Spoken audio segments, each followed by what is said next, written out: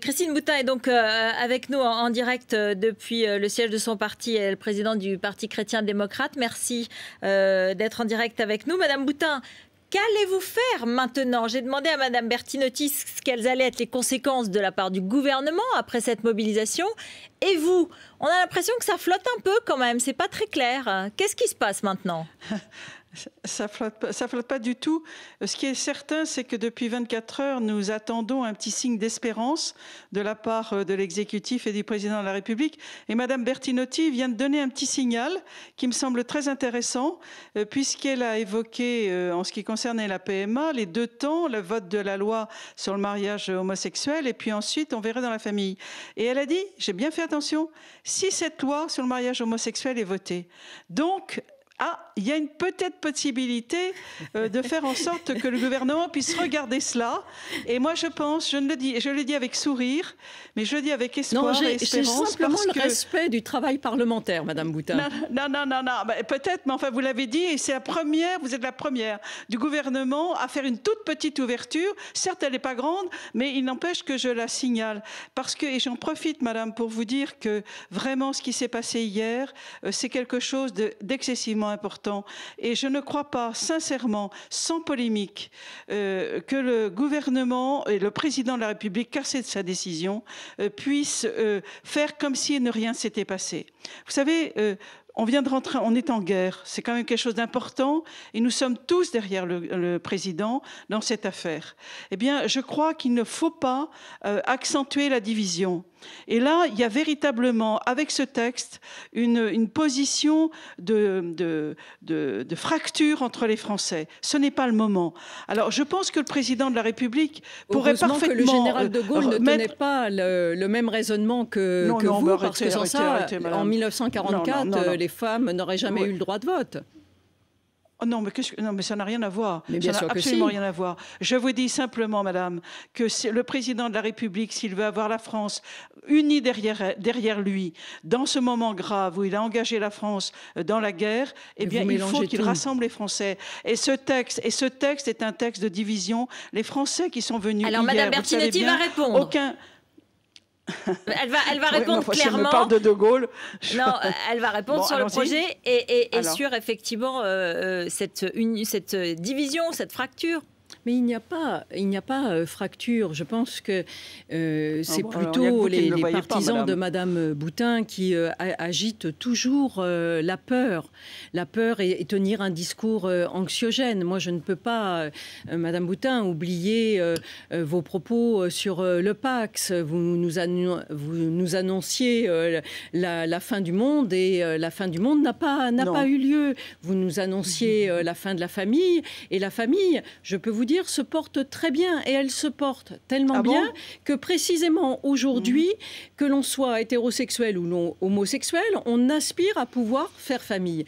Ce qui peut-être vous dérange, c'est qu'aujourd'hui, il n'y a plus un seul modèle familial, il y a des modèles familiaux. Et nous demandons simplement le respect de l'égalité entre les différents types de modèles familiaux. Madame Boutin.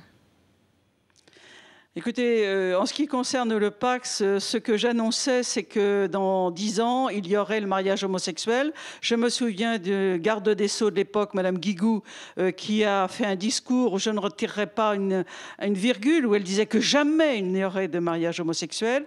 Pour moi, je pense que le mariage homosexuel est naturellement sans conséquence immédiate, mais dans 2 ou 3 générations, nous aurons une société sans repère parce que les hommes et les femmes de cette époque ne pourront plus se situer dans leur généalogie et dans leur histoire. Et une société sans repère, c'est une société qui va vers la violence. Alors vous pouvez trouver autre chose, Madame, mais moi je l'affirme et je suis absolument certaine de cela. Vous appartenez à dire que tous les militants que tous les manifestants d'hier sont mes amis, c'est beaucoup me dire, c'est beaucoup me faire de compliments.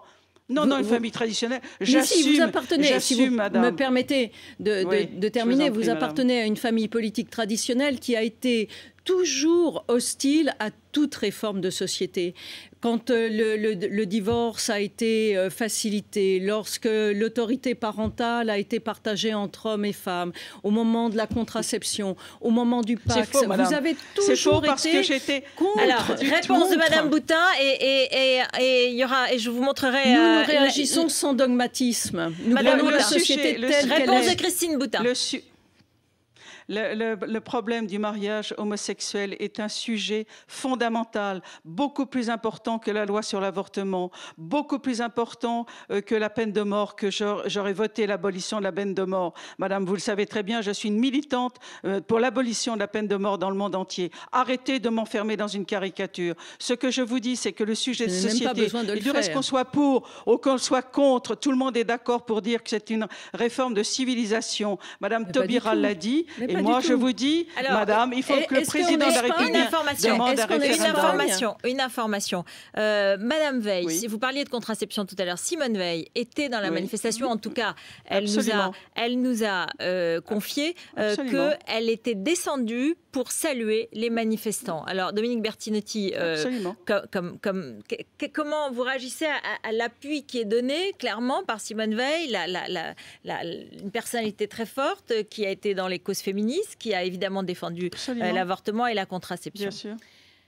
Je dirais simplement à Madame Simone Veil que nombre de pays se sont déjà engagés dans l'adoption du mariage, de l'adoption, et qu'il n'y a pas eu changement de civilisation, et que l'Espagne, qui est pourtant un pays où le poids de l'Église est assez fort, eh bien aujourd'hui il n'y a pas de changement de civilisation. Et je suis sûre qu'en France, dans 2 ou 3 ans, eh bien on ne reviendra même pas, comme par exemple l'actuel Premier ministre espagnol conservateur ne revient pas sur cette loi, comme on voit David Cameron, qui n'est pas, que je sache, travailliste, aussi s'orienter vers le mariage homosexuel. Je pense que c'est une question d'égalité des droits. Il ne s'agit pas de dire qu'un modèle remplace un autre, il ne s'agit pas de dire que l'on enlève quelque chose à quiconque, mais il s'agit d'une égalité des droits. Madame Boutin, en fonction de justement vos convictions, si vous me permettez, je voudrais juste vous poser une question. Vous auriez des enfants et parmi eux un enfant homosexuel. Comment pourriez-vous justifier et expliquer à vos enfants que l'un d'entre eux n'ait pas les mêmes droits que ses frères et sœurs? La réponse de Madame Boutin sur les chère Madame, questions. Je n'ai pas raconté ce qui se passe dans ma famille et je n'ai pas à répondre à cette question. Ce que je peux vous dire, c'est que je suis pour l'égalité des droits et que le seul droit qui manque, c'est la reversion pour les couples homosexuels et qu'il est tout à fait possible de le faire sans changer une loi de civilisation. Quand vous me parlez de l'Espagne, il y a 10 ans de recul, même pas, une génération, je vous ai dit que ça serait dans 3 générations que l'on verrait les conséquences. Vous le savez fort bien, madame. Pourquoi jouer toujours du catastrophisme? Mais ce n'est pas du catastrophisme. Si vous croyez qu'une société sans repère, des hommes peuvent se construire sans savoir d'où ils viennent et où ils vont... Madame Boutin, qu'est-ce que vous allez faire maintenant? Qu'allez-vous faire de ce mouvement? Est-ce que vous avez prévu de nouvelles manifestations? Que se passe-t-il si le projet est adopté à l'Assemblée nationale? Pour l'instant, nous avons un certain nombre d'actions qui sont préparées et je peux vous dire qu'aujourd'hui, je suis submergée de mails et de coups de téléphone de gens qui sont stupéfaits et très en colère et prêts à redescendre dans la rue compte tenu de la réponse de l'Élysée.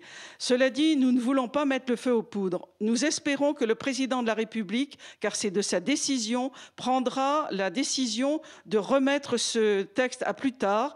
Mais s'il ne le fait pas, effectivement, il y aura un certain nombre de mobilisations qui seront en cours. C'est-à-dire, vous avez prévu de nouvelles manifestations? Parce que votre appel au référendum a été jugé. Plusieurs personnalités politiques ont demandé un référendum et beaucoup de constitutionnalistes ont répondu que ça paraissait hors sujet. C'est une décision du président de la République. Suivant l'article 11 de la Constitution, il peut le décider. Il respectera la Constitution et dans l'article 11 de la Constitution, les affaires sociales rentrent dans ce champ. Et donc le président, si le mariage et l'institution n'est pas sociale, alors... Mais sociétal n'existe pas dans le dictionnaire, alors que social existe, et je vous renvoie à la définition du mot social. Donc, c'est tout à fait, c'est dans la responsabilité politique dans la représentation parlementaire. Donc, mais comme ancienne députée, suffisamment. Vous n'avez jamais été député. Moi, j'ai été pendant plus de 10 ans. Ne donnez pas de leçons de Parlement, s'il vous plaît, madame. Merci Madame Boutin, merci Madame Bertinotti, merci d'avoir débattu. Merci.